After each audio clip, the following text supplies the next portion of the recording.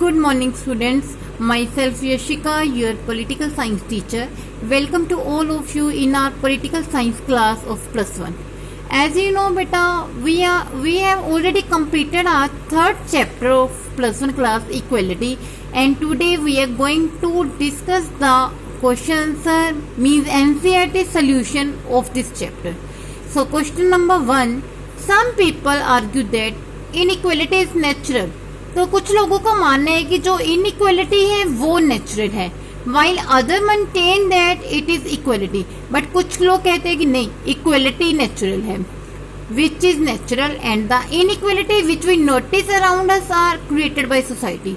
तो लोगों का ये मानना है कि नहीं, जो इक्वालिटी है वो नेचुरल है, बट जो इनइक्वालिटी है वो हमारे सामने हमारी सोसाइटी के बीच में ही बनाई जाती है. विच व्यू डू यू सपोर्ट? तो आपके अकॉर्डिंग क्या आंसर सही बनते हैं कि जो इक्वलिटी है वो नेचुरल है या जो इनइक्वलिटी है वो नेचुरल है? तो आप यहाँ पे अपना व्यूज दोगे. तो आप कैसे अटेम्प्ट करोगे, आंसर को कैसे दोगे? आपको पूरा चैप्टर करवाया हुआ है, तो आप मुझे अपने अपने व्यूज देना. सबसे पहले तो नेचुरल इनइक्वलिटी के बारे में बता देना कि नेचुरल इनइक्वलिटी क्या है. कि जब हमारा बर्थ होता है तो डिफरेंट फैमिली में होते हैं, या हमारे फिजिकली जो होती है डिफरेंसेस, वो सारी क्या है, नेचुरल इनइक्वालिटी. उसके बाद है सोशल इनइक्वालिटी. सोशल इनइक्वालिटी जो हमारी सोसाइटी में पाई जाती है, हमारे कलर्स को लेके, जेंडर को लेके, फैमिली बैकग्राउंड को लेके. तो आप इन दोनों को देखकर इनका जो कंक्लूजन निकालोगे वो आपका राइट आंसर होगा. तो ये आप अपने आप प्रिपेयर करोगे. Second question is, there is a view that absolute economic equality is neither possible nor desirable. तो यहाँ पे एक सुनने मतलब लोगों के व्यूज ये है कि जो इकोनॉमिक इक्वलिटी है वो ना तो पॉसिबल है और ना ही वो डिजायरेबल है. It is argue that the most of a society can do is. तो कहते हैं ये मतलब सोसाइटी के द्वारा ही बनाई जा सकती है जो इकोनॉमिक इक्वलिटी है, and reduce the gaps between and richest and poorest members of the society. जो सोसाइटी में डिस्क्रिमिनेशन चल रहा है रिच का और पुअर का, उसे खत्म करके हम इकोनॉमिक की जो इक्वलिटी ला सकते हैं.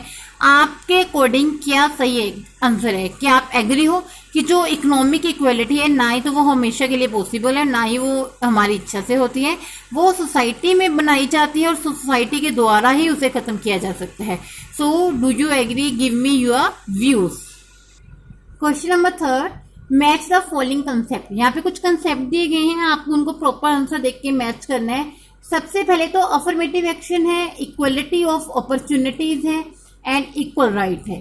तो पहले तो ये बताओ जो अफर्मेटिव एक्शन है वो कैसे ले सकते हैं, जो पॉजिटिव एक्शन है. तो every adult citizen has a right to vote. क्या ये अफर्मेटिव एक्शन है? No. Banks offer higher rate of interest to senior citizen. तो अफर्मेटिव एक्शन क्या हुआ कि जो बैंक है सीनियर सिटीजन को हायर रेट के ऊपर इंटरेस्ट दे. तो ये तो हो गया अफर्मेटिव एक्शन. तो इक्वलिटी ऑफ अपॉर्चुनिटी. तो अपॉर्चुनिटी में क्या आएगा? Right to vote? नहीं, ये तो कोई अपॉर्चुनिटी नहीं हुई. तो अपॉर्चुनिटी में आएगा every child should get free education. हर एक बच्चे को फ्री एजुकेशन मिलनी चाहिए, ये उनके लिए अपॉर्चुनिटी है. एंड लास्ट था इक्वल राइट्स. तो इक्वल राइट में क्या आ जाएगा? हमारा राइट टू वोट आ जाएगा. So question number 4. A government report on farmers problem says that. तो जो गवर्नमेंट की रिपोर्ट है उसने फार्मर्स की प्रॉब्लम के बारे में बताया है कि small and marginal farmers can not get good prices from market. जो मीडियम और जो बिल्कुल ही लो लेवल के फार्मर्स होते हैं उनको उनकी जो मार्केट का गुड प्राइस मतलब जो प्राइस मिलना चाहिए उतना नहीं मिलता. It recommends that the government should intervene to ensure a better price but only a small and a marginal farmer. तो उसने ये रिकमेंड किया है गवर्नमेंट ने कि उस रिपोर्ट ने ये रिकमेंड किया है कि गवर्नमेंट को अच्छा उनको देना चाहिए, बेटर प्राइस देना चाहिए, बट ओनली जो स्मॉल है, जो मार्जिनल फार्मर्स हैं, मिडल लेवल के जो फार्मर्स हैं. Is this recommendation consist with the principle of equality. क्या ये इक्वलिटी के लिए सही है ये स्टेटमेंट?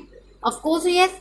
अगर हम इक्वलिटी लाएंगे तो रिच तो पहले रिच है, तो हम किसके ऊपर ध्यान देंगे? स्मॉल और जो मार्जिनल फार्मर्स होते हैं उनकी तरफ देकर उनका स्टेटस बढ़ाकर हम इक्वलिटी ला सकते हैं. हाँ जी. Question number 5. Which of the following violate the principle of equalities and why. तो बेटा यहाँ पे कुछ स्टेटमेंट्स दी गई हैं, तो आपने बताना है कि उसमें कौन सा जो इक्वलिटी के लॉ को, सिद्धांत को वायलेट करता है, नष्ट करता है।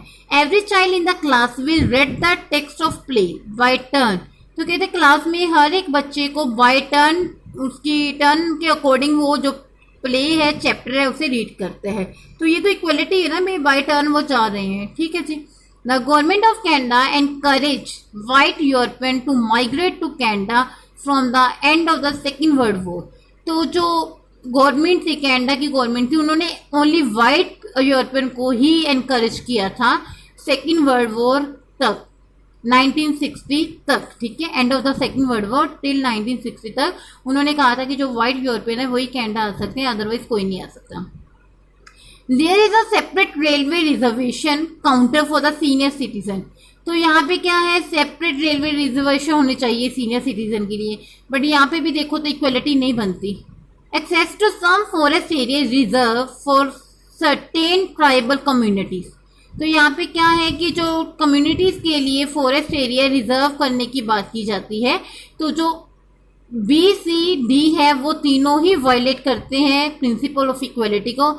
जो ए है वो वायलेट नहीं करता, क्योंकि वहां पे बच्चे बाय टर्न ही अपना चैप्टर को रीड करते हैं। Question number 6, here are some arguments in favour of the right to vote for women. तो यहाँ पे बेटा कुछ आर्ग्यूमेंट्स दिए गए हैं वुमेन की फेवर के लिए, राइट टू वोट देने के लिए। Which of these are consistent with the idea of equality. इनमें से कौन है जो आइडिया, इक्वलिटी के आइडिया को फॉलो करता है, गिव रीजन। सो फर्स्ट है वुमेन आर आर मदर्स। जो वुमेन है हमारी मदर्स हैं, so we shall not disrespect our mother. तो हमें हमारी मदर की डिसरिस्पेक्ट नहीं करनी चाहिए by denying them the right to vote, उनसे वोट का अधिकार लेकर।